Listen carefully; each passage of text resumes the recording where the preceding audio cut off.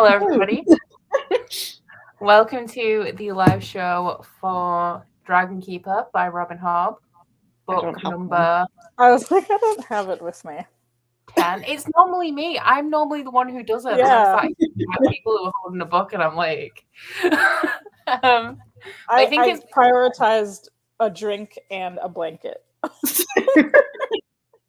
Relatable. Well, I managed to drink a blanket and a book, so I want extra for that. Yeah. There are only 3 of us today. We've had a couple of mishaps along the way, but we are here to discuss the book. So, I can introduce myself because it's not my channel. I'm normally like, everybody introduce themselves, but I can. I'm Becca from Becca and the Books. That's me. I'm Ashley from And I'm Cass from whatcassread. You're on my channel this time. So hopefully everything works, because I basically copy and pasted from everybody, but you know.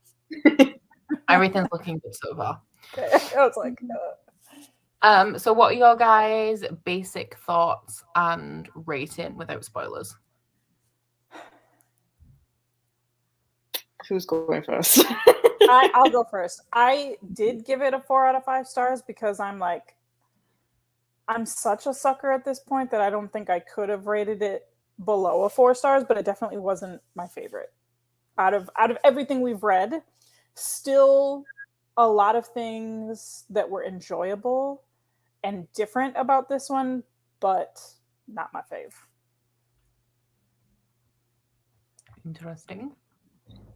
I rated it 3 stars, and it's my least favorite so far. Okay.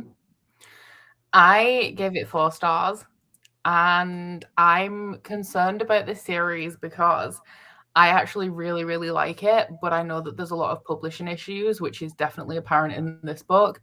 And the publishing issues is the reason why this book didn't get 5 stars to me. And I know that there's issues throughout the entire series. So I'm concerned because I really like the book, but I think that the publishing issues are going to ruin it for me because it all comes down to pacing.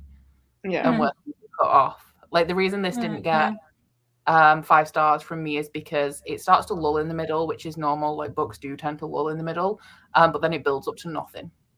Yeah. I ended up looking into it because I kind of figured that publishing got involved somewhere just because it is 4 books rather than 3 like all the other series.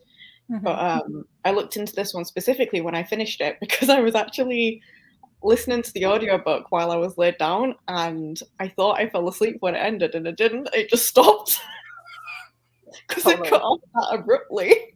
Yeah, I thought I'd missed something, so I went back to listen. No, it just stopped. So I looked into it, and on Robin Hobb's blog, she said that she intended the first 2 books to be 1. So that kind of explained it all very quickly, and I was like, oh, I didn't quite think it would feel like I'd just fallen out of a plane though. Stop.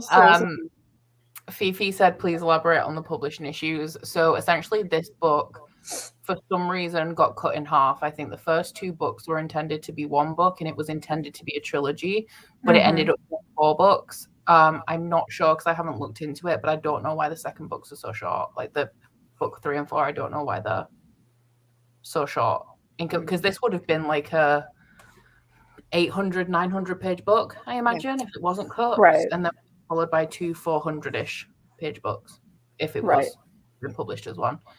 I mean, this book is all build up, no payoff. So there's a lot to be desired from everything. I feel like as well, by the time you're this far into her series, you can see Robin Hobb's pattern as well. In terms of, if this was the length of her like 800-page books as usual, this would have been completely normal because all of her other books have like 300 pages of nothing. Exactly. Yes. So it would have been completely normal, and I wouldn't have really said anything about it. Besides, the start's a bit slower, whereas this, like, that's the only thing it was. So it's like, okay. It's been a long time since I've looked into any of the publishing issues, but because we know that at the time that Fool's Fate was written, that was intended to be the end of everything. So her bringing this back on, I'm just kind of wondering if the publishers were just like, we want differently than what you're giving us, you know, or like we want more, or we can't possibly publish another 900-page book. Something weird You'd think like though that they would be fine with that with an author who's already published 9 books in this world, all that are extremely long. I do know that in the UK she's published as Harper Voyager. In the US, I think it's Del Rey, because they just posted about her recently winning an award. So I don't know if that has anything to do with it, or maybe like publishing in general, because I know now pretty much the standard for books is rapid fire, like 1 book every year. So I don't know whether the expectations on authors changed. Right, which has got to suck for all of them. One thing that I wondered about as well, because I heard that this is considered YA compared to her other series. I didn't really see that in, like, maybe the characters sounded a bit young compared to usual, but I wouldn't really say it's YA straight out. But if the publisher had anything to do with that, then that could have been why the book was split in half, because at that point I don't think it was normal for YA books to be 800 pages long. Right. And I have heard that, and I think it's because people are like, oh, we follow a younger group of characters. But this story isn't, like, it's Robin Hobb. There's a lot of stuff that goes on that's definitely not YA. It's also, I don't think the characters are any younger. Like, Fitz is really young. Malta and Selden and everyone's really young in the series. I got it at the beginning because obviously I went into it knowing that people had said that it was kind of like on the YA side. So I was dreading reading this series. So I was like delighted when I started it, and it was kind of the same as normal.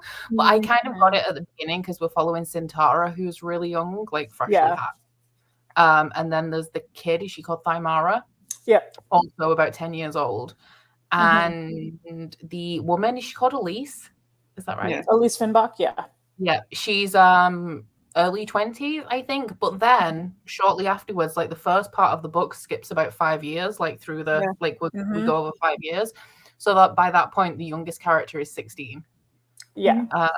And she's not even the focus. She was out of the story for a long time, Thymara, and we were mainly focusing on Elise. And then we have things like the content warnings on here. We've got like gaslighting, domestic abuse, sexual assault. So I don't quite understand why. Yeah. Because I've heard it from multiple people as well. It was even established in this book, never mind just in the world as a whole, that like characters get married at the age of 12 and stuff. So it's like in this world we have a younger age range for what would be considered a young adult. Yeah. So 16's not a teenager. It's right. You know, it like the dragon keepers were also pretty young, but also in terms of Rain Wild years, weren't that young. People were expecting them to die pretty early on. Yeah, because they were saying that they die by like 30 years old and stuff. So it's like they're middle-aged. Yeah. I just saw somebody said it's YA for Hob, like no zombies tearing children apart, and it's like no, but the domestic abuse aspects of this book were very subtle in a lot of ways. Like there was some like outright instances, but a lot of it was gaslighting, which can be subtle as well. Her depiction of gaslighting, I was like, ooh, she went for that. So good. And then there's a queer relationship in here as well with similar abusive tendencies. Also kind of subtle, because it doesn't do the YA thing where like normally you'll have things explained to you a little bit. It's very much like you're reading characters, like you're seeing characters believe like the gaslighting's working on them essentially, so they're doubting themselves. And also perspectives of characters who really like the person who's emotionally manipulating and abusing them. It also deals with disability in a complex way that doesn't outright say like the way these people are treated is wrong. It's just like this is like it's relying on the reader, which is more adult narrative techniques. I was going to say, I think for me, the only place that I would say that this felt more YA to me is that there were things that it kept repeating a lot. And I was like, I don't really think this needs to be said again. The like really simple stuff. The fact that the dragons are like not what they expected. And I'm like, okay, we get it. Mhm. I was noticing really, really subtle things. Like, I think we were reading from Thymara's perspective, and she said that the trees were scratched because the dragons rub on them to get rid of like all the pests and stuff. And then we read from Sintara's perspective, and she says that the trees are scratched because of the dragons rubbing all the pests off. And I'm like, why is this repeated? It's like really subtle things like that that I guess a lot of people wouldn't normally notice, maybe because it is kind of subtle, but I think I'm just not used to it from Hob, maybe. Yeah. Mm-hmm. I can feel like, as a fan who's been following her books for this long, I would envision, based on like what we know of her and what she chooses to put out there on her platforms and stuff, she was probably really annoyed with this final product. So like, come from Fool's Fate with such a perfect ending to this one, she probably, like, who knows if maybe a few passes through her editing process or whatever, maybe something like that would have been picked up and there wouldn't be that much repetition. I don't know.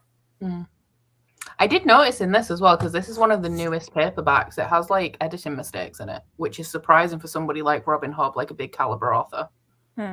They normally do a pretty good job on the editing, but I noticed like just a couple of small like writing errors where words have been repeated because she decided to write the sentence a different way. Things like that, which was weird. Yeah, Fifi, I have read this one before. I'm still stuck on, what is it? Fool's Assassin. I'm still on the first one of the last. So, maybe I'll catch up with everybody. Maybe it'll be a fresh reaction with that trilogy. I don't know. The catch-up book club is actually yours just catching up to Cass. He was like taking a little pause. Yeah. I think Cass never reads those books and we all finish without her. Oh, God. We'll read them and let you know if it's okay for you to continue or whether you should just stop there.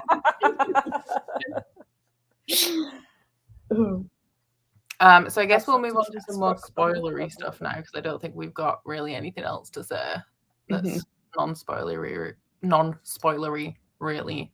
But I know we have a lot of talk in the comments about Elise's husband, who, yes, I do hate, and he's a very complex character as well, which I really like, because I think that Robin Hobb, there was nobody that I hated quite as much as I hated like Kyle, who's my most hated character ever. But she writes very realistic, horrible people, in that they're not 100% the most evil person in the world aside from like Kyle. But they're still like terrible, and she does it in such a realistic way that I really, really love. Yeah, when I was reading this book, I just kept thinking, like, Robin Hobb's ability to write characters who I don't actually like, but still find interesting to read is fascinating. The way that she just makes characters is... And I love Elise so much that it makes me hate Hest even more. I just find Elise, like, just how naive she is, but also like her pull herself up by her bootstraps, like, I'm gonna do what I want. I didn't want to get married, and then she got swept up in this romance of getting married and the idea of getting married, only to have her little heart broken. Like, all of that up and down just is what I love the most about Elise, which makes me hate Hest. Yeah. I feel like all of the men, apart from that, they're awful in this book. I think out of all the characters we've come across so far, I'm just like, Elise would be the one that would probably be me in this world. It's like, she kind of goes along with stuff, and then she gets like swept into this idea of, oh my god, I'm gonna love this person, and then like drastically gets it cut off, and it's like, oh, got carried away with that, and then she's just like, study. Yes. It's really hard for that.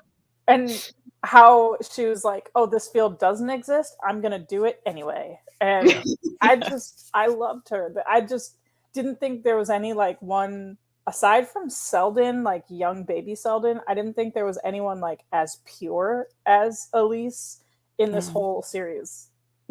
Actually, the person who I find purest in this book specifically isn't not Elise. What's her name? Thymara's dad. Thymara's dad. Oh yeah, I don't remember her name. Yeah. I'm just like, yeah. He really did right by her. Yeah.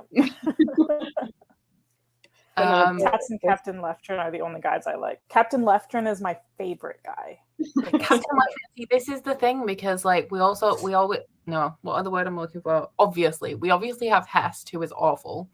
And then we've got Cedric, who's like half okay, half a dick, especially the end, and I found the end really difficult to read of this book.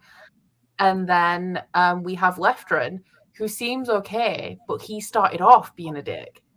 Because he cut up the log. So I'm like, all of the men in this, apart from Tats, who I don't think has done anything wrong, are awful. And then there's that guy, is it Greft, who's like a creep, and I hate him. Like, why you can't sit with us kind of vibe. Like, I don't want you here. The thing about Hest as well, like when he first came into it, the way that like he had this agreement with Elise, and I was happy that, because I knew that there was a queer couple in this series, I obviously didn't know who it was. I was hoping that they would have like a friendship where like he had relationships with men because he was queer, but also like had Elise as a companion who wasn't interested in a marriage, she just wanted to study, kind of thing.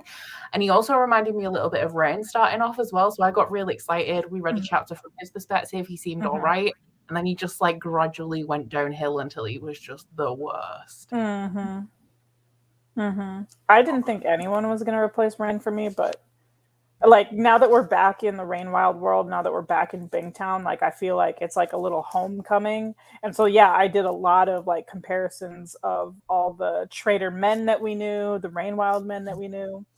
And so seeing Rain again, but like for a very brief snippet, I was like, oh, come back. You like me? I got so excited. I was so excited when Brushen turned up. I went to the hairdressers and I was really happy, and I was smiling, and I was like, come on, like, you need to calm down because you're in the hairdressers. And we were having all of the cameos from all of the characters, and I was getting really excited. And then Brashon turned up on page 258, and I remember this, so I was like, I need to remember to tell everybody when they finished like about this specific page, because it's where Elise steps back and she's like, if I'd have stood on the ladder, my skirts would have been right over his head. And I'm like, wish it was me. I totally 100%. And then I had to stop reading because I was just getting too excited. The one thing that I found really kind of funny to read in terms of it being like a almost fourth wall break, or like basically that Spider-Man meme where it's just pointing at everyone, was Elise describing what Paragon looked like, who looked like Spitz. Just like, what? That's too, like, here's my bread. Just like, she's describing Fitz, but it's Paragon, but also what? Just like in that second got all of the memories from the past like 3 series coming back. I'm trying to see if there's any things like, I mean, I'll fight you for him. You can have Boric. Like, you had Boric a long time ago. What else do we have? I really like seeing Malta and like how she's doing now. It's always interesting as well seeing cameos from other series from characters that don't know who they are when you know who they are. See, that's why like when I was back with y'all in Liveships, when I was like, I have full-blown feelings for all of these characters. So like now that we're caught up to like the current version of them, it's like now you know the journey. I definitely get it. Especially, I will say, Malta ended up being my little like. I hated her so much, and then I ended up loving her so much. Yes. So then in this one, when Elise is just like, "Oh my god, you're the like elderling queen or whatever," and she's just like, "No, I'm not." My love. Oh, Ewald Costa. Am I the only one that thinks that Kelsinger is the city that fits the full Verity Kettle and Trick and visited with the Stone Dragons? Yes, absolutely. Because the only other one, well, there's the one in the place where the... I've only just read these books. There's the icy one that they were in the last book, Fool's Fair. But aside from that, there's only one other that we've had mentioned, and it fits the description of the duchies. And you can actually, if you look at the full map, which this didn't have a map in, which I was surprised about, but if you look at the full map of the Eldlings world, you can eventually get to the duchies, but I think you have to go either through or around the mountains to get there from the Rain Wild. Well, I was thinking, are we going to see the stones again? That are like weird little teleportation doors. Well, the skill stones, is that what they are? Skill Yeah. pillars, I think. Yeah, skill Yeah, pillars. the pillars. I'm Can't interested tell. actually because I remembered that they existed, and I was thinking about what the actual lore of those is, because obviously the Six Duchies focus more on the wit and the skill and the way that they are controlled by man, as opposed to the origins, which the live ships and Rain Wilds deal with. So I want to know what the actual deal with those is, like what was their intended purpose and how they were used back in the day. Yeah, because I was thinking, like, because they're obviously adamant that Kelsinger is a place that they need to get to, and no one really knows where it is. They can't place it, and I'm just like, is that because you have to kind of go through skill pillar and they can't remember that? So if they're all traveling somewhere, I can just imagine them like traveling to the skill pillars because they feel like that's where they need to go, but no one knows that that's what the pillar is for. They're just looking at stone, like. Yeah, because they're missing a lot of memories as well, the dragons. Yeah. Jessica's just pointed out that the dragons want to drink from the Skill River, which did not click with me, but that actually makes a lot of sense because approaching that city, you have the Skill Road, and what if the Skill Road is like it is because the river runs underneath it? Because it's very disorientating, isn't it? And it keeps trying to pull you into the skill, which would make sense if there's a river underneath it.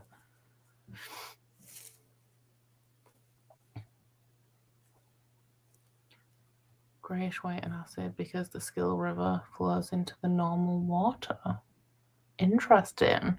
See, I think that I never connected those dots because I always assumed that the Skill River wasn't real. That it was the way that they described the magic as opposed to like an actual river. I love your poker face. Bye.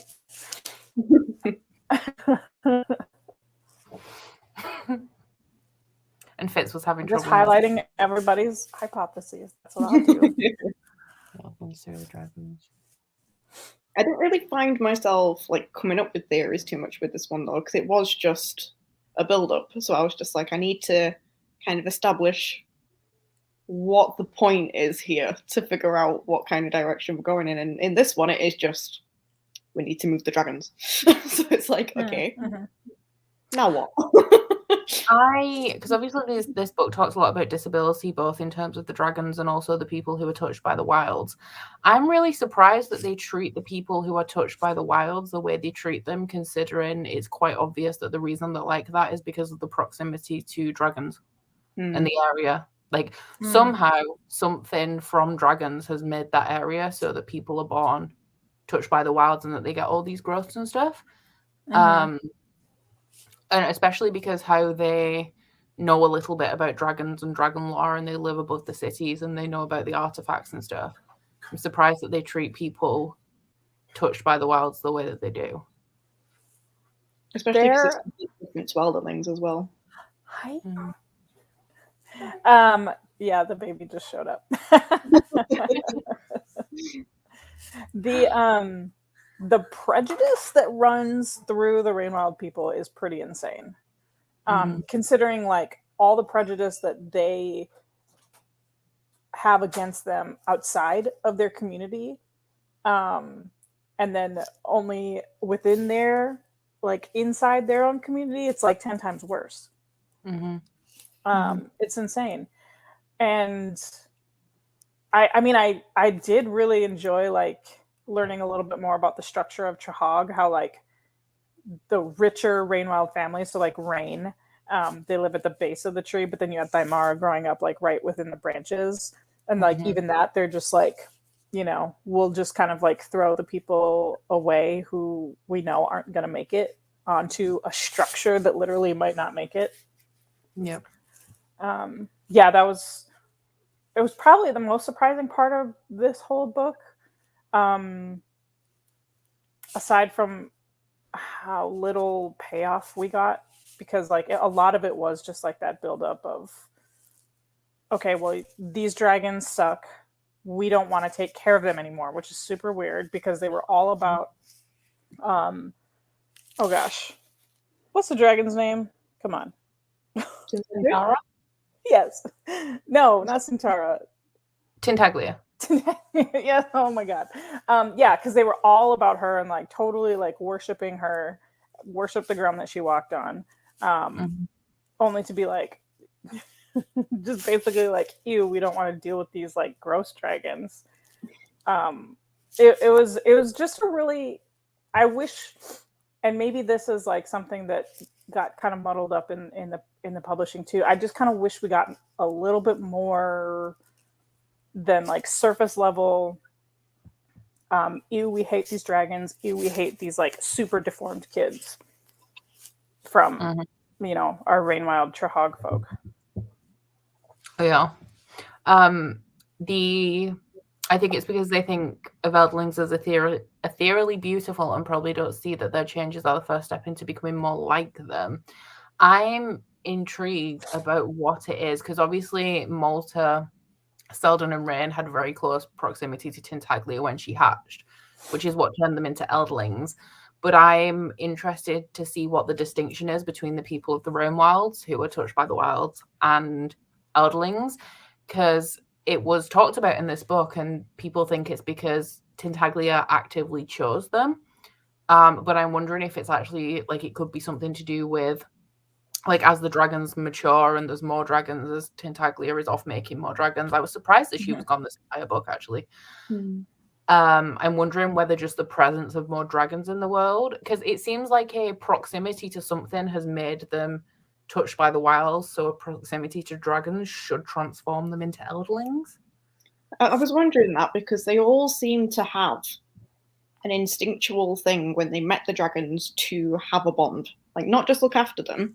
They were all like, I want to be chosen. I want to ride this dragon. I want to have this connection. So I was like, maybe there's something, like if they do manage to be their dragon keepers for this long, that the dragon has some kind of respect back to them, they will then turn into Eldlings.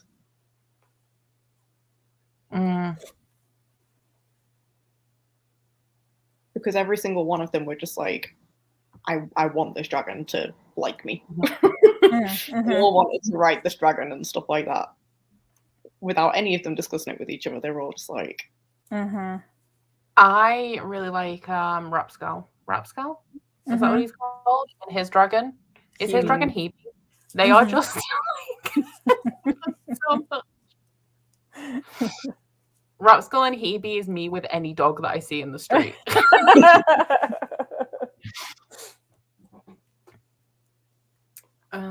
This is a good one.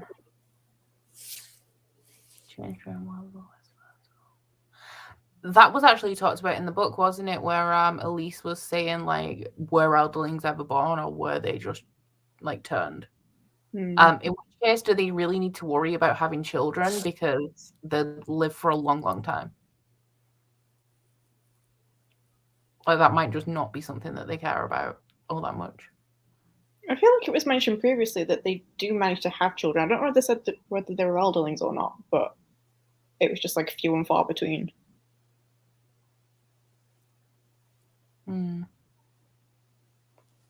Hebe's just a dog in dragon form, and the other dragons are more like sentient cats. That's why I like Hebe. So true, though.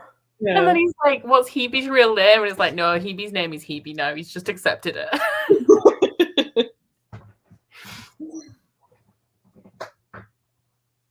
Oh, yeah, that's a good point, because Thymara is immune to it. But I don't know if it makes sense for Eldlings to be immune to the glamour, because they're the people who are most obsessed with the dragons. Like, they pretty much worship them. I mean, wasn't Selden affected by it? Because he instantly was just like, oh my god, you beautiful thing. But he's from Bingtown, so he wasn't touched by the wilds at all. He was just a kid that turned up and was hypnotized by a big dragon. They did make a point as well by saying that Malta didn't worship them. She straight up was just like, don't trust them. Yeah, Selden's not immune. Yeah. Just talk a bit about the possibility that it's parents making the choice to not get attached, only to lose early, which is still a thing with prenatal diagnosis and special needs babies. That is very true. There is something that I do really like about Robin Hobb's books, is that the as we're moving around the areas, the societal issues change, which I think is very realistic to the world and different countries. Because, like we talked about it before, how you have the difference in how people view women in Bingtown versus the duchies, whereas women are more equal in the duchies, and then they're like your typical 1950s housewives in Bingtown, which is like again present in here because of Elise. And then in the Rain Wilds, we have, it seems to be disability taking the forefront in this one, and then you have slavery, of course, in Chelmsford as well, which is something that all of the other. But you have slavery popping up in the Rain Wilds too, because you have the Rain Wilders who are not as into the idea of the former slaves integrating into their society. Yeah.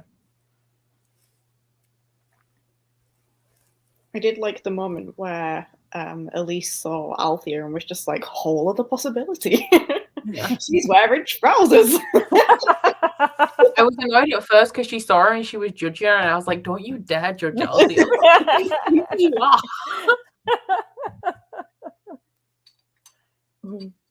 And the baby, Althea, baby on the flings himself off the front of the ship. Oh, yeah. And Elise is like, are you not concerned? And they're like, no, it's fine. That's a lot. Just the little snippets that I got of Althea, Brashen, Paragon, even Malta and Rain, it was like just enough to like satiate me to know that they're doing well, they're thriving, you know? But it did break my heart that Malta was experiencing so many infertility issues because of like the roller coaster of a journey. We finally get her to this point where she's the queen that she is, to have this additional hardship on her. Too much. It was too much. She is pregnant at the moment where we left her, but it didn't mention, like, I guess they don't measure things the way that we do in terms of pregnancy, because it wasn't mentioned like how pregnant she was. Yeah. Just that she is pregnant. I kind of got the vibe that she was heavily pregnant because of how tired and exhausted she was from like being at the council and moving around and stuff. But Lola's comment, Captain Troll's wife. Right. I don't think Malta was showing though, because unless she was wearing a lot of veil that's like really loose or something, because Elise didn't catch on that she was pregnant until she said something like, it's too dangerous for me, and then touched her stomach. But I mean, that could be true, but I also think Elise may not be totally hip to all kinds of like things about pregnancy and female bodily changes. I just think she's just maybe a little bit behind. Like she was the friend that didn't catch on to things right away. Oh, Fifi said she was the most tired from pregnancy in the first 12 weeks. For sure. And I was thinking because Malta's had rough pregnancies that it might take a toll on her body more just generally being pregnant. Oh, first trimester was just falling asleep and throwing up. Yep. Cute.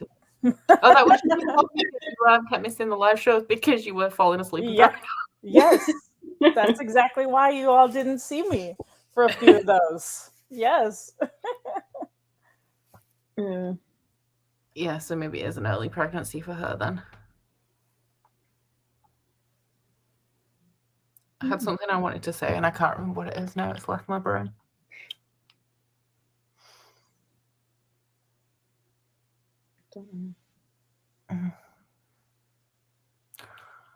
What do we think about Cedric?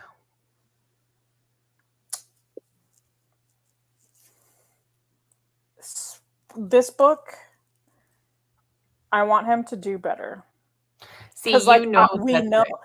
Yes, right. Right. I know what happens later on. But in this book, because like to us, we're reading about how awful Hest is. So it's like, I want him to wake up and smell the roses kind of thing. So this book, I'm very much like, come on, man. Like, you really are going to keep going with Hest?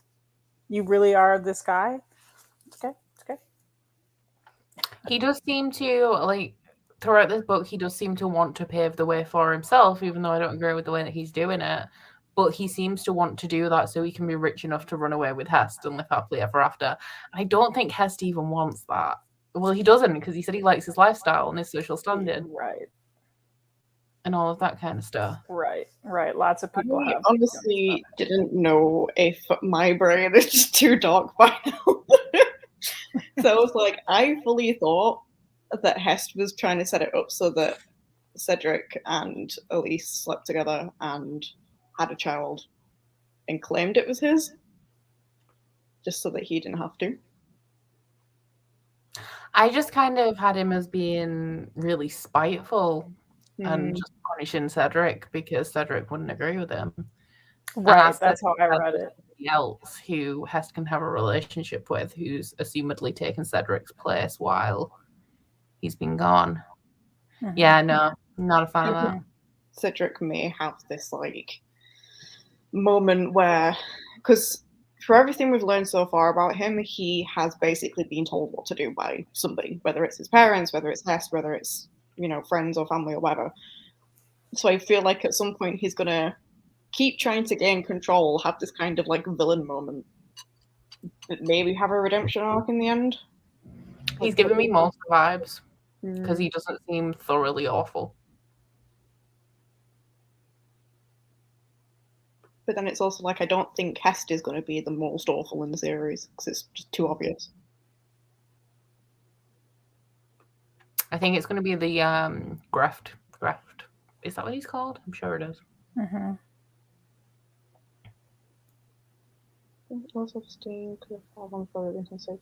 That's true. And he didn't seek the relationship with Hest, like Hest sought him.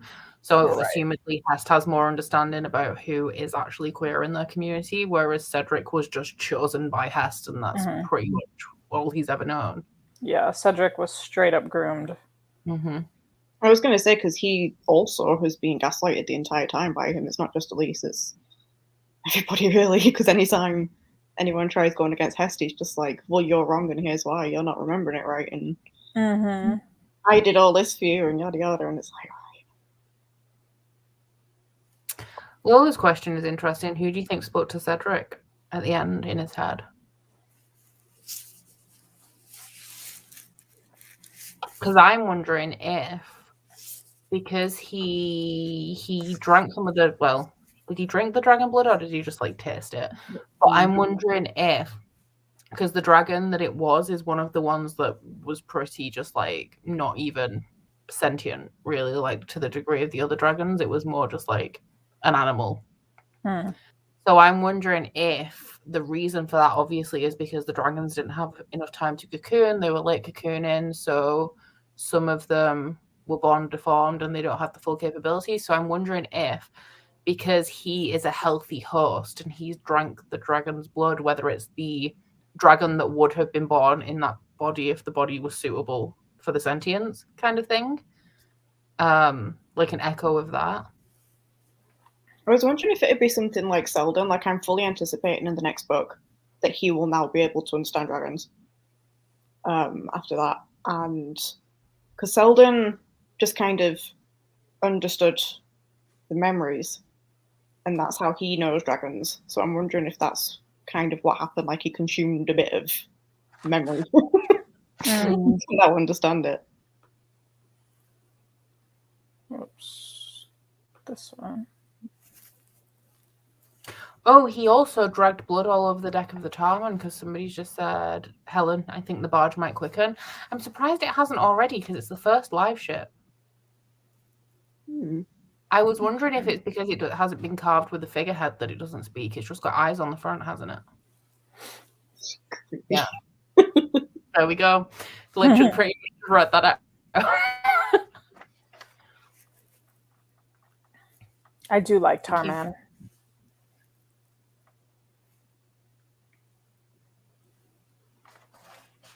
It's intriguing.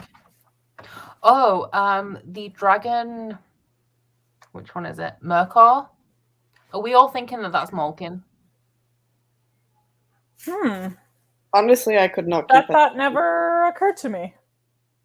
Because he's like, Malkin was the one who was like, come hither, children, we have to do this thing. I know where to go. I've got memories. Let's do this. Murkor is doing the same thing for the dragons. And he's the voice of reason that's like, settle down. We need to do this. Leave that alone. This is the focus. That thought literally never occurred to me. I thought Malkin died. I thought Malkin didn't make it up the river because he was so depleted at the end. But Possibly. I could get behind this theory. Oh, we've got everyone else thinks it's Malkin. Yeah. Well, they both have those false eyes on their body. Or do they all have false eyes?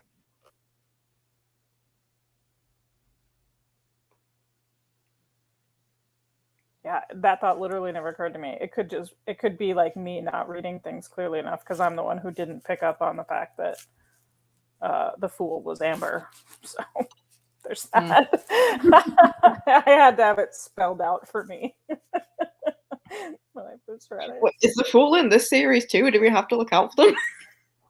They'd have to come back as Amber, I think, because there's too many people around who know who they are. Who they are, even. I just didn't enunciate at all, though. Yeah, maybe. She who remembers that died that we knew of, at least. Oh, okay. Right. Right. That was sad. I mean, a lot I of sad think animals in this book. Yeah, I think just like the fact that they were all so depleted at the end definitely impacted the kinds of dragons that they became.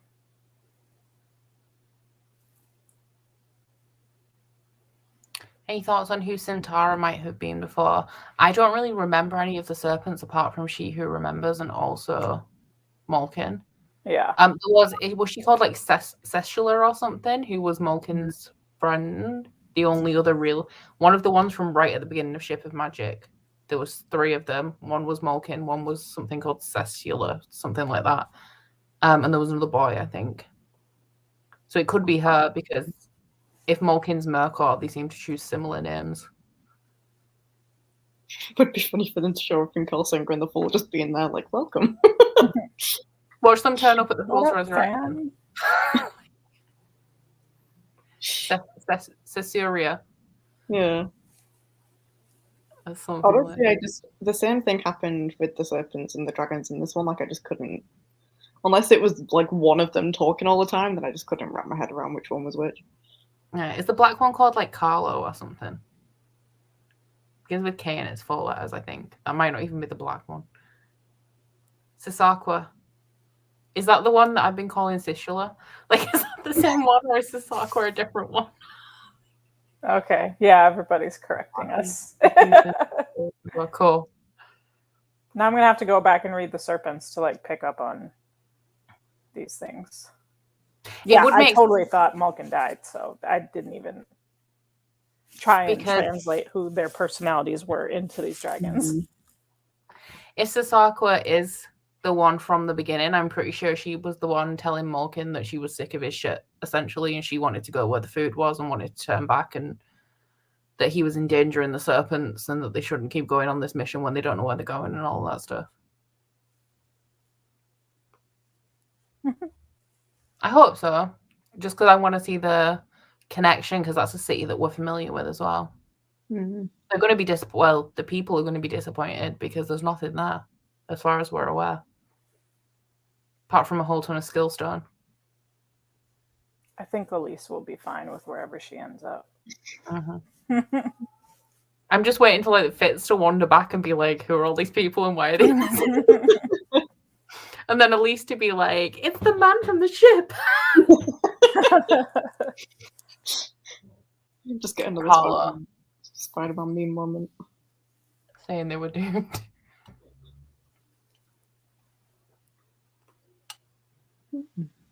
Well, the next one, is it the next one?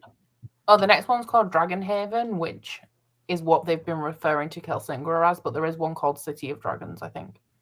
City of Dragons is the last one? The last one.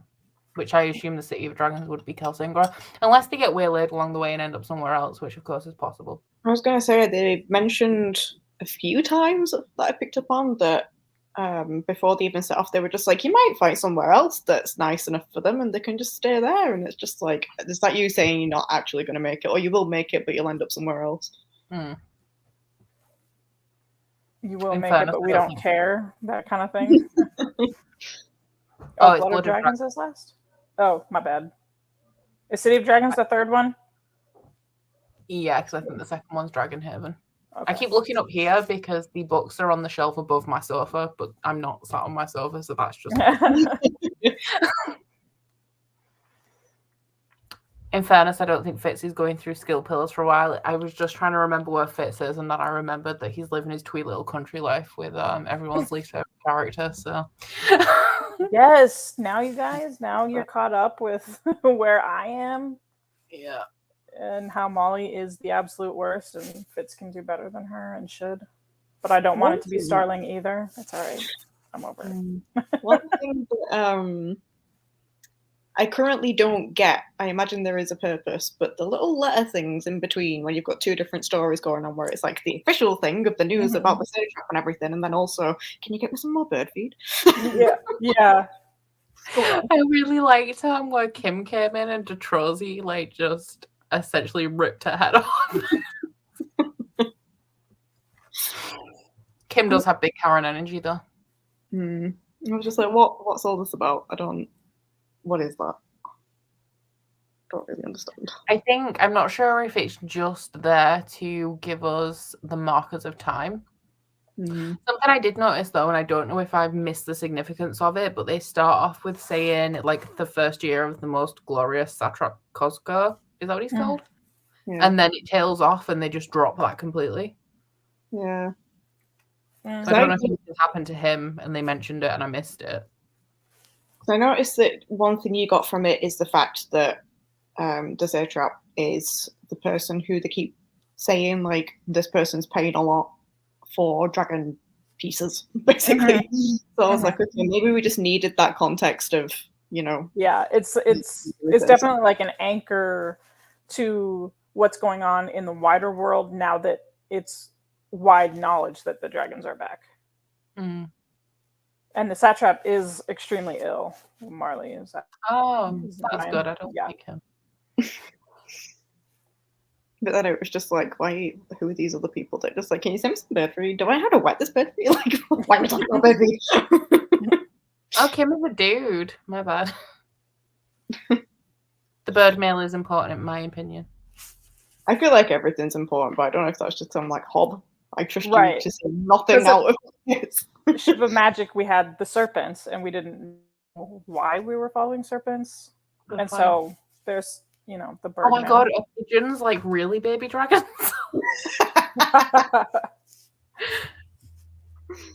God. Detrozy bitching to Eric about Kim really makes me laugh. He's just trying to steal my job for his cousin.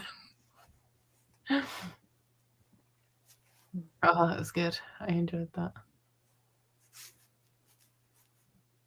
Paragon. Took me too long to figure out the genders of the bird keepers. I listened to this whole series on audio, so I think maybe I did know, but it was also like I kind of just wanted to like get to the point, so I didn't really pay too much attention to the bird mail. I was going to say one thing I'm definitely doing with the second one, because I did this like mostly audio. I usually audio and read at the same time. I need to read the actual books. I'm like, these names are just not sticking in my head besides like Elise and Cymara and Cedric. The amount of times I forgot Hest's name, I'm just like irrelevant. I'm just like, no, he's very irrelevant. Just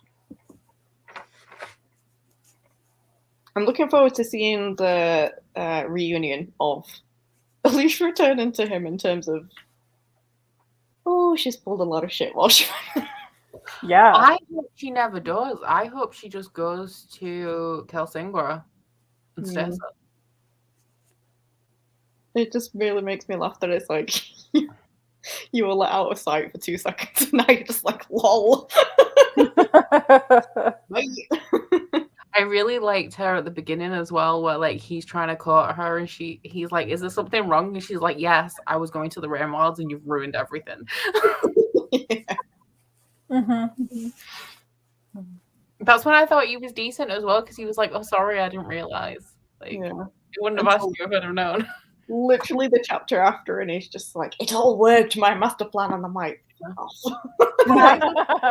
I was still going with the thing of like, oh well, maybe it's going to work out great because she doesn't want a romantic relationship. He doesn't want one with her, so they can live like this like bestie life where they just do separate things and pretend to be married. But no, just didn't work out like that, and I'm sad about it.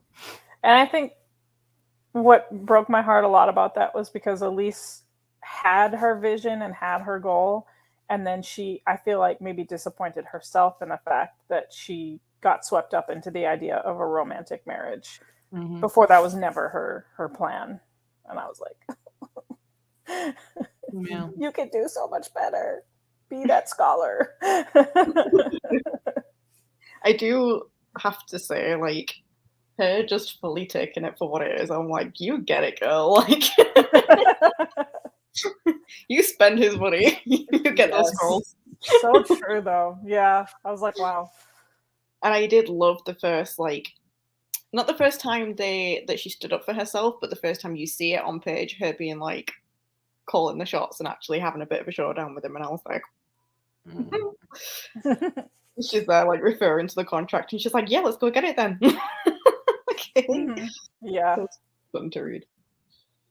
I didn't call Hest being gay when he proposed to her, but it was the chapter after where he said to Cedric something like, "Oh, well, we can go on as we have been, and it'll just be the same as always." I was like, "Yeah, no, he's gay."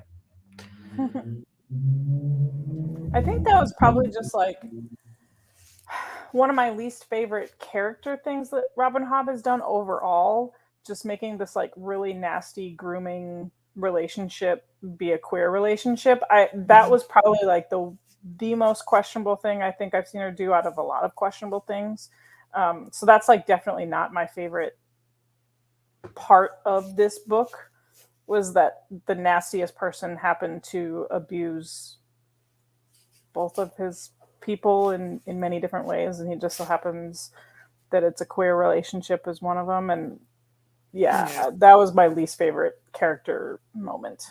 And then where this book ends, Cedric isn't exactly like a hero of the story as well.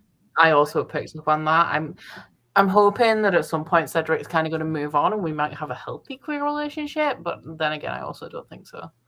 Because I think this is gonna, if it circles back round to Hest, I think it's going to be much later in the series as just a final note of them both essentially ditching him.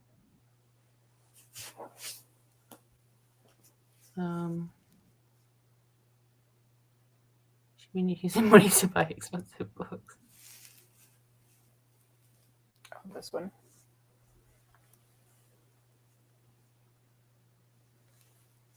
I mean, if I had someone to buy me expensive books, I would do the same thing. I mean, I don't think we get anyone's birthdays listed down, but I think Elise is a Pisces. The amount of time she's like, everything's doomed. Wait, no, actually, I'm going on this random thing. Oh, wait, no, that's not on this plan. Fine, we'll go home. No, wait, this way. It's like, oh my gosh. Do you think that Elise is a Pisces, or are you projecting? She changes her mind that often. You always say it about me, so. It's true. Do we think Cedric is bi? I think it could be a possibility because his first gay experience was with someone who forced it on him. But again, that also wasn't like one of my favorite moments. So, what do we think about Thymara? Because we haven't really spoken about her much aside from in passing. I don't really have much thoughts on her at the minute. Yeah, I think she's adorable. Like in that first chapter, I was like, "You are the cutest, sweetest little bean." But then she grew up a bit. And she's so cute true. anymore. Yes, so true. Yes, with her and her dad like up in the tree, super cute. Yeah, but as the book got on, I was not the biggest fan of her. I think she leads. What's his name? Tap. Yeah, she leads. I kind of combine names. Yeah, she leads Tat on big time. I don't think she realizes she's doing it though, because I feel like the way she's been raised, she obviously has accepted that she has no romantic future for herself. So I think that she just assumes that everybody knows that. So feelings are the thing that people would ever have for her. So she's never, I feel like, made the relationship romantic intentionally on her part because she knows it's not a thing. But then Tats is also from a different community to her. Like, he doesn't have the same issues that she does, so like romantic relationships are a thing that he could be possibly interested in. But then I also got the vibe from him that he was like a little kid, and it was only later on that I realized, like, oh no, he's like around the same age as her. Right, yeah, same. Yeah. Well, they did touch upon the thing of like they're not meant to sleep together. Right. It's super weird that it was like so out there. So it kind of like sets the tone. I think when people were thinking about this being a young adult, we've got all these young people who are supposedly not supposed to sleep together, kind of drama fest going on. Yeah. I kind of got the image of the little group of dragon keepers turning into like Lord of the Flies situation where they're all just going to have to fight for survival and dominance, and they're going to try and establish their own rules, and it's just going to be a big fight between people. But I think when it comes to Thymara, I just kind of read her more scared of losing things that because she doesn't get that much.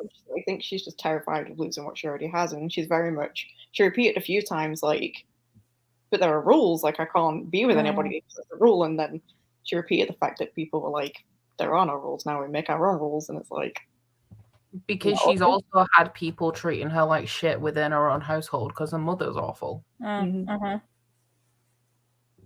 And it's like the only person that kind of spoke to her properly was Tats, and now there's more people to get his kind of attention, whether it's just friendship or what. She's like, oh.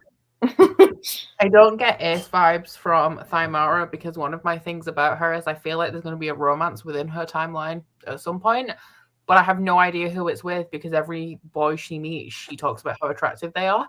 Like, she's thirsty. Right. There's at least 3 of them. She's really into Rapskull as well. She's like, he's hot, but he's weird. I don't know if she's just like completely friends on Tats. I don't even think she knows. Yeah, agreed. But it could just be a thing of like it's never been an option for her before, so suddenly she's like, wow, look at all of these options. Yeah.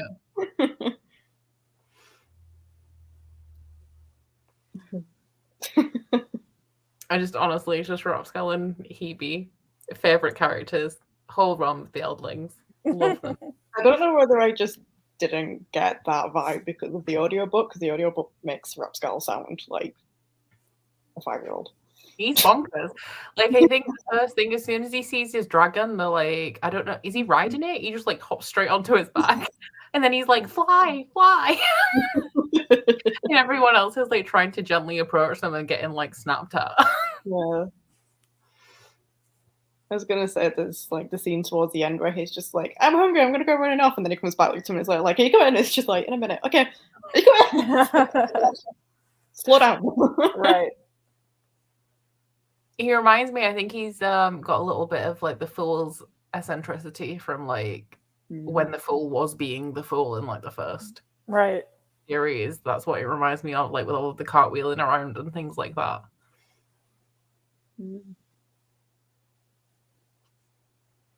She'll probably be Thymara and Tats are endgame. They have to be. She'll probably be with someone else first because she's jealous and horny. She's only just know what being horny is. She just is and doesn't know what it is. Yeah. Options for her. Same with Elise when she met Althea. I thought, I could have just gone out on my own. Yeah. What is, because I couldn't remember throughout this entire book, what's Althea's sister's name? Oh, crap. I'm sure it begins with K. Man. Because I could not remember her name for the life of me, but I kept thinking, like, where is she? Like, Kefria. Kefria. There we go. I was like, it is okay. There we go. All the comments just came through. Kefria. She wasn't mentioned. And I can't remember what the mother was called either, but she also wasn't mentioned, and I'm hoping that she's alive.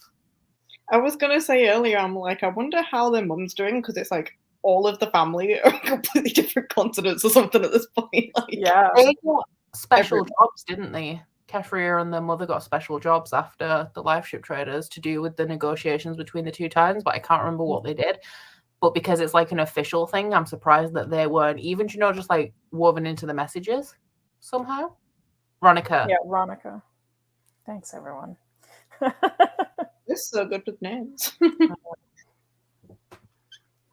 Yeah, I'm really bad with names, which is not good for where I work. It's not good when it's like multi-perspective fantasy as well.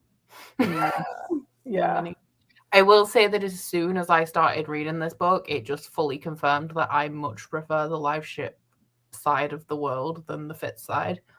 Because I think there's something that's very restricting about being in Fitz's head, especially because it's frustrating that he won't pay attention to the actual interesting things that are going on. Yeah, totally. So I find these a lot more interesting right from the get-go. You don't have that 200-page lull because we're skipping between perspectives. And it's more because I'm, like, you guys know I love to do like Easter egg hunting and theorizing and all of that stuff. You have a lot more to work with in these. Because with Fitz, you just have to like analyze his passing thoughts. Like the thing that he pays attention to the least is the thing that's most important. I'm the opposite. I still prefer bookkeep and everything. I think that is just general vibe. I've never been bothered about ships and trading and. I will say, like, for Fool's Assassin, this is the first Fitz book where I've gotten another perspective. So there is that to look forward to. Doesn't happen right away, but eventually you get a little bit. Well, now I'm going to worry about that because I'm like, why? What happens to Fitz? Fitz dies after the first chapter. Someone else takes over. One of his He's many still on the covers of the other books. He's got to make it to the end. That's literally like the entire thing. I'm like, we've got to make it through because the title of this book is this. It's called Assassin's Fate. I love that. Wintro has fucked off to the Pirate Isles and is living his life on Fisher. It took me a while to remember that because I was like, where's the other ship? And I was like, why is it Paragon? Why is it not Vivation? I was like, yeah, she's a pirate now. She can go off and be a pirate. I'm all Team Paragon all the way. Chapter 1, Fitz kills over. Honestly, would not be surprised. He did keep having his seizures every so often, so maybe he just blacks out for a while. Yeah. They've been fixed now, though, from the skill coterie thing that they did, I think. Maybe it starts going wrong now that dragons are back. Paragon's going to step in for Fitz. He could. The Fool comes back, carves him some legs. Cuts him off the ship and then just send him in. Nobody would notice. The thing is, the people that all think Fitz is dead, if they saw Paragon, would they just think that someone made a really lifelike tribute to him? That's funny. Like, yeah. Wow. Yeah, because it'd be weird as well, because the people who would notice would be really random people, like people who were in the guard when he was in Bookkeep. But like, there's a moving tribute to him. What? But all the wit bonded Ketrican, I wonder what Ketrican would think. Ketrican knows Fitz. I love how Lady Patience would have a lot of things to say about it. Yeah. She'd probably climb up there and start remodeling it and be like, no, it's all right. Paragon comes to Bookkeep and everyone, why does this ship look like Fitz and Dutiful? Because somebody'd be like, oh my god, it's the prince. And somebody else would be like, oh no, it looks like Fitz Chivalry. And then everybody'd be like, but why does Dutiful look like Fitz Chivalry? How no one has picked up on that is kind of interesting. Because like they have the tapestries of chivalry all over the place. Yeah. It might be a proximity thing because people have seen Dutiful growing up from being a child. They've they don't associate the face with Fitz anymore because he's not around. They just associate it with Dutiful because he's there all the time. But do we have anything else to say about Dragon Keeper? Since we've just segued out of the... Well, what do we think's gonna theories for the rest of the series? Because we've got another 3 books. So, what do we have? The names. So it's Dragon Haven, City of Dragons, and Blood of Dragons. Blood of Dragons. Are out. That sounds like to do with them butchering them up to be parts of medicines and stuff. I think that they're going to get to Kelsingra at the end of the next book, because then book 3 is City of Dragons. And that would make sense as a first book arc, because the first 2 were supposed to be 1 book for them to travel to Kelsingra in book 1. I'm assuming that this is going to go somewhere with the fact that Cedric's got the dragon parts, and that's why it's called Blood of Dragons. I was wondering if they would be able to heal the dragons with the skill. That's a very good point. Because they keep banging on about how they're not right. I'm like, well, don't know what you're going to do about that, so... Who's in Dutiful's? Oh, it's Dutiful, Shade, The Fool, Fitz, and Thick. Thick can speak to dragons. Oh, there's also his daughter. What's she called? Nestle. Yeah. Yep. I nearly said egg, and I don't... There is a character called Egg somewhere. I can't remember who they are. But... Duncan Egg and... Yeah, Game of Thrones. Yeah. But those Nettle and Thick can speak to dragons, or Tintaglia at least. They're also very powerful.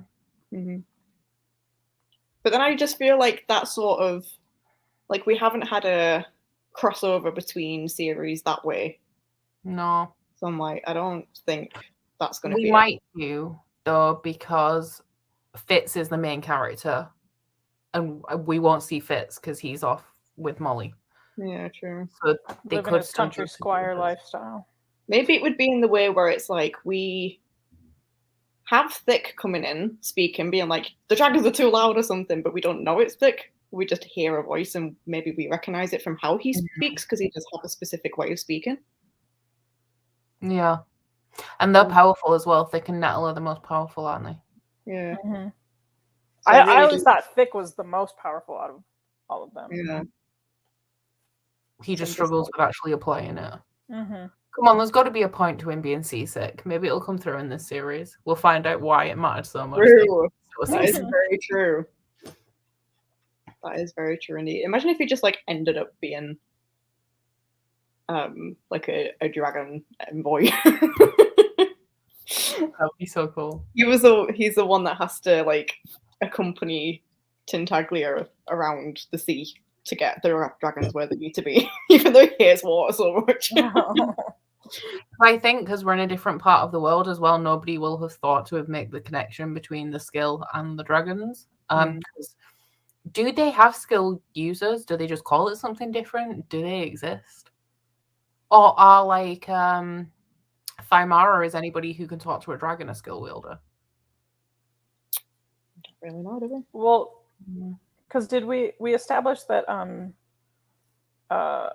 oh my god, why can't I remember any of their names? Not Selden, the older one. Wintro, thank you. Because we talked about how Wintro was using skill magic and never actually became a skill wielder. That's true. I'm just thinking, we've got very similar forms of magic, so I think it could just be a fact of people calling it different things, because you have healing abilities through dragon stuff, both in terms of elderlings being formed and, having longer lives and everything. But also literally being able to take scales and blood and everything and have healing properties through that. It's difficult because they're never talked about in conjunction to each other. I want one scene. I know I hate this. I hate when world building is done in dialogue and you have people just explaining things to each other. But I just want, who's the most skilled? Fitz. and Tintaglia to sit down and nail down like this magic system. Like, we'll find out what the wit is, what the skill is. Tintaglia will explain it all and what it actually is, and then we can go forward with the knowledge that we need. Literally just have Tintaglia being so done with how dumb humans are and being like, this is how it works, right? Like, thank you. Overdose Chill Pill said, I also think it's partly genetic, like how Farseers are known to have skill run in the family. I think we have talked about how they're probably Eldlings, like descended from Eldlings. But why don't they get the thing, the scaling and stuff? Somebody said earlier about the river being murky because the skill river runs into it. That would make a lot of sense because that would explain how the Farseers could also be descended from Eldlings but not be skilled. There is a thing of the skill touch. If you remember, the Fool had the handprint. Silvery handprint. So maybe if it's just like an extended amount of time, it turns into skills. I don't know. Well, it was like it was silvery, wasn't it, and metallic, and dragon scaling is metallic. And cold, I think. Reptilian, they will be cold. They'll have cold skin. Yeah. The Farseers came from the outside. I forgot about the abomination ones. Wow. My God, there's even more dragons to keep track of. Oh yeah, were they human dragons? Were they humans touched by dragons touched by humans? That's what they were, I think. The Farseers do come from the Out Islands, but there is an Eldling city in wherever whatever she's called. What's the queen of the ice place called? The kid. Yeah. Narcheska. Yeah, she's the Narcheska, but I don't think that's her name, right? I can't remember her name. But the Narcheska, wherever she's from, which is that the Out Islands? There's an Eldling city there, which is where they were. Because there was a map tower like the one that they're talking about in Kilsingborough.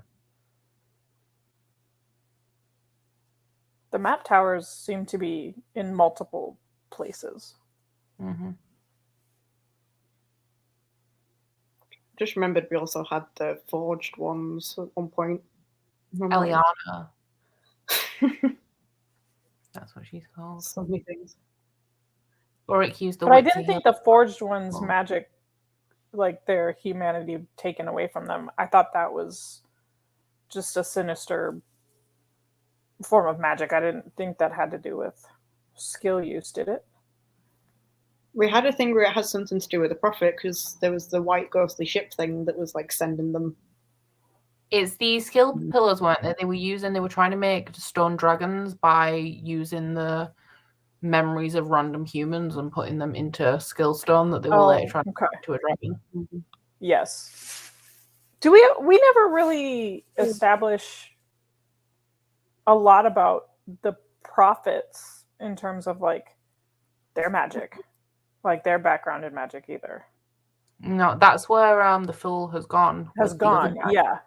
Yeah. I'm assuming if it's there, it's going to be in the last trilogy. Yeah.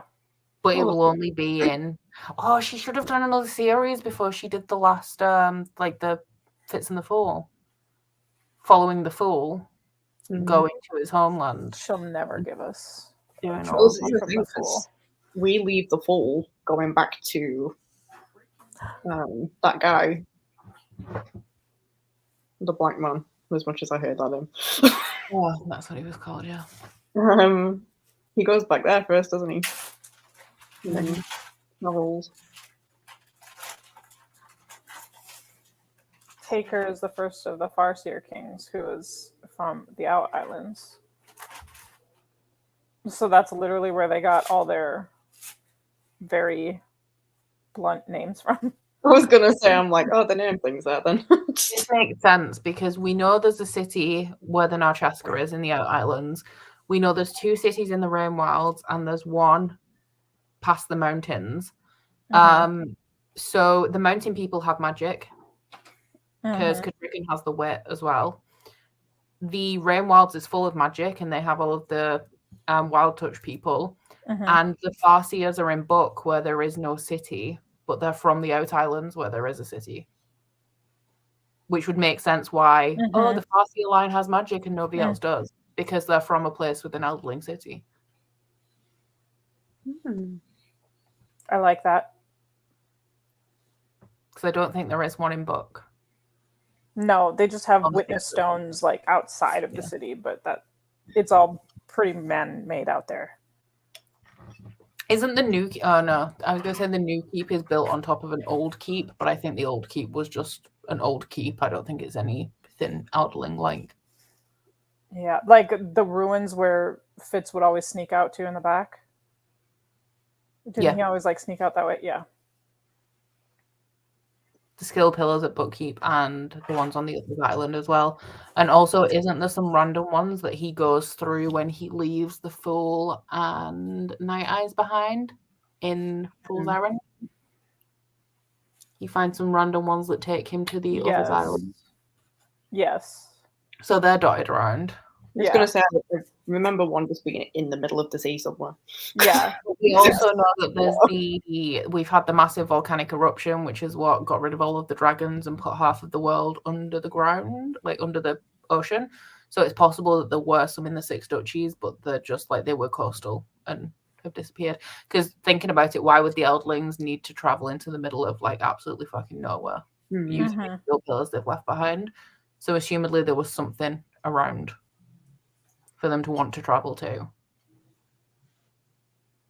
Maybe that's what the other's island is, because it's like they kept saying you can't take treasure off the island and stuff, and they're always just like, with Kelsingra especially, like, oh, we can find all of these treasures and bring it back, and that's what they're sending people there for, and whatever. It's your baby. Oh, he's so big. He looks like a real human now. Oh. I think he had the same birthday as me. He does? Yeah. I remember because I texted you and said that I said Cassie's baby's born on your birthday. I think because with the time difference in the UK, he just about made it to be born on your birthday. Yeah. Oh, that's funny. Are you gonna unplug my headphones? Please don't. Such confusion. Oh. Well, okay. His dad had to take the dog out, so he's gonna hang out for a little bit. I think that his favorite character is also Hebe. His? Yeah. Yes. Yes.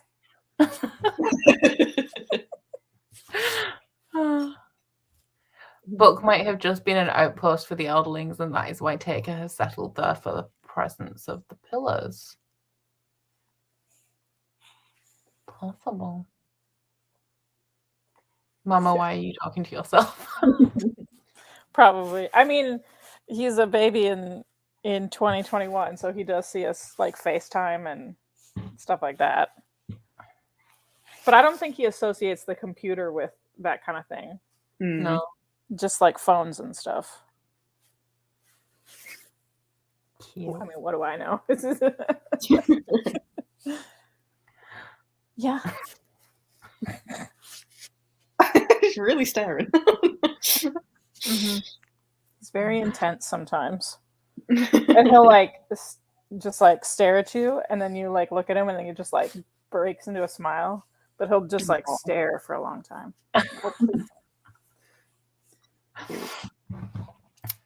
Anything else on Dragon Keeper? Not that I can think of. Is there anybody in the chat who wants us to cover anything in particular? Did we forget anyone? Because there were so many characters. Only like right. I think you'll have more to say about Captain Leftrin in future books, and like Tarman, and now that we've kind of established who's going along the river. Chelsead. I don't know what's going on with Chelsead at the minute. They're just... If you wanted to talk about the wedding night. Oh, the wedding night. There was there was a little sidebar chat in the chat going on about that. The wedding night. I'm just trying to remember which one the wedding night was. It's nothing that I didn't expect, because by that point I already knew that Hest was gay. I just didn't expect him to be such a dick about it. One thing I did find really interesting to read about was how they do marriage ceremonies, where they like go down the table making trade alliances basically with everyone there, and that's how they do it. And then they get to the bottom and they can actually like touch. Mm.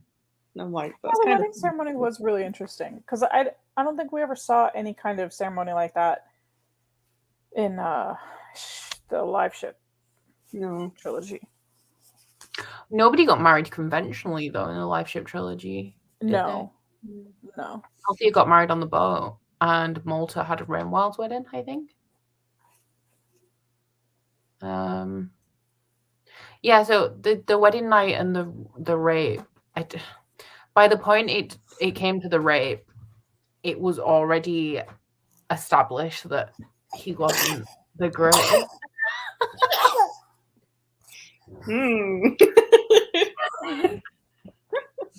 So I wasn't surprised about that. But yeah. That was one of those moments where I was like, Elisa's minute of happiness and excitement was just too much of a, we don't have happy things in these books. This isn't going to go well. Right. I think it was a little bit painful as well, because by that point we had already clocked that Hest was gay, but she hadn't. Like, she doesn't know. She still hasn't. She still doesn't know. I think it's because it's just not something that exists in their society, so it's not even occurred to her. I'm pretty sure. Which is interesting, because Hest has a club of guys. Yeah. You know, she was saying with the way that he treats, like the way Hest treats Elise in particular, and also with like the boys' clubs and all of these trips and stuff, it reminds me of just like the 1950s, especially like movies. Sure. Especially, you know, like where they're like all entertaining and they've got like a cigar and a glass of whiskey, and they have like a separate parlor for like men and women to entertaining and things like that. It just gave me those vibes, which themes like the rape within a marriage and also the way the wedding night played out is kind of something that we've seen when things like weddings in the 1950s are explored in things like cinema. I think maybe it was just kind of like even more heartbreaking for me, because at this point I had become very attached to Elise, and just how she's still holding out hope for Hest at this point, when we as the reader know it's not going to happen, and to read her come to the realization that she's really not going to get her fairy tale wedding. Yeah. I do think, like, I'm kind of anticipating a truly like heartbreaking moment at some point in the series with her, because she keeps getting her hopes up far too quickly and keeps getting them crushed. But I feel like it's something that she like truly will set her heart on, and then it's not going to go well. Have we encountered a area of the world where same-sex relationships are kind of not necessarily normal but accepted? Yeah, I'm sure we have, but I can't remember which one it is. I don't. What was that? That was like a pure sound. I don't feel like we have. Jamelia, maybe? Maybe. Where does Cedric want to run away to? Does he keep saying Jamelia or Chelsea? It might be Chelsea, because they seem to be into like the business deals and stuff in Chelsea. I don't know why anybody would want to run away to that. One wrong move and you're branded and tattooed. Yeah. Right. Oh yeah, she's gonna feel betrayed by Cedric when she finds out what's going on. Yeah. I think that also adds to the like foreboding I have for her. It's like you still don't know that like your keeper is holding a really big secret back from you. It might be Jamelia, because I think they're a little bit more free in Jamelia and a little bit more open about sex and sexuality and things like that. Jamelia or Chelsea are further south, is what he said. I thought it was probably along the lines of Jamelia, because that's what, you know, when people in the Six Duchies always refer to like flamboyant fashion, They're always I was trying referring to to think, like, Jamalia. it's somewhere the fool's been, because Yeah, pretty sure he mentioned it, but with like all the feathers and stuff, and I'll have to say at the minute, even though Cedric kind of is being manipulated by so many people and just going along with what so many people are saying, I'm also like, you've got balls, because you're surrounded by people who are going to be mightily pissed off if they find out that you're like taking dragon scales and stuff, and you're just I don't think Cedric's. I think he's going to get better throughout the series, but I don't think I can get behind him because he doesn't like animals, like not even at all. Can't vibe with somebody like that. The Fool also portrayed a Jamalian lord, and he kissed the boy, who was the one that's Dutiful's friend. That was so great. I loved that. And they were all just like, oh yeah, from? Yeah, I remember who you're talking about. The one who comes back in Tawny Man, and she like is like, "What are you doing?" She called like Jack or something. Jack. Yeah. J-E-K. Yeah. Where is she from? She's from the Duchies, isn't she? Because everyone made a big deal about her being a woman. I thought so. She was like, oh, not that uncivil like boy. Civil is the one that he kissed.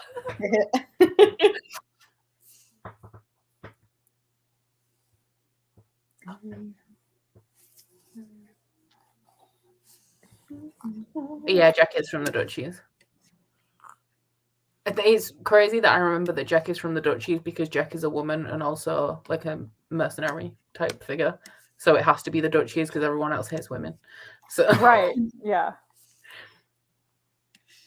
I'm just scrolling up, seeing if there was any other discussion points when I asked for them. Just Chelsea wedding night. Yeah, that was it. Maybe she's just more traveled and seen cultures that we're accepting.